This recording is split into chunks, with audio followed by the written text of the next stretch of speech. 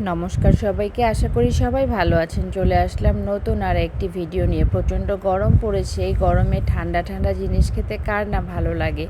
তরমুজ এসেছিল, বাচ্চারা সব খাওয়ার পরে কিছুটা বেঁচে গেছিলো, তাই মনে করলাম ওদেরকে একটু জুস করে দিই। তরমুজগুলি চাক চাক করে কেটে নিলাম, ইচ্ছে মতো কেটে নিলাম, যেভাবে খুশি সেভাবে। দুধটা জাল করে ফ্রিজে রেখে দিয়েছিলাম, কিছুটা ভ্যানিলা আইসক্রিম দিয়ে দিলাম। আমার কাছে মনে হয় যে কোনো জুস বানাতে একটু ভ্যানিলা আইসক্রিম ব্যবহার করলে ভালো হয়। টেস্ট অনুযায়ী চিনি দিয়ে খুব ভালো করে ব্লেন্ড করে নিলাম। একটু ঘন করে ব্লেন্ড করব, যাতে তরমুজের বিচিটাও একদম ব্লেন্ড হয়ে যাবে। কিছুটা বিচি বা আঁশযুক্ত খাবার খাওয়াটা অনেক ভালো। ব্লেন্ড করা হয়ে গেছে, আমি গ্লাসে কিছুটা বরফ কুচি দিয়ে দিলাম আর জুসটা ঢেলে ফেললাম। দেখতেও খুব সুন্দর লাগছে আর খুব লোভনীয় হয়েছে মনে হয়। খুব সুন্দর একটা স্মেল আসছে। আমি কিছুটা সুইট বল উপর থেকে দিয়ে দিলাম, অন্তরাকে দিলাম। অন্তরা বলছে, মা খুব মজা হয়েছে। আমার ভিডিওটি ভালো লাগলে লাইক, কমেন্ট, শেয়ার করে পাশে থাকবেন।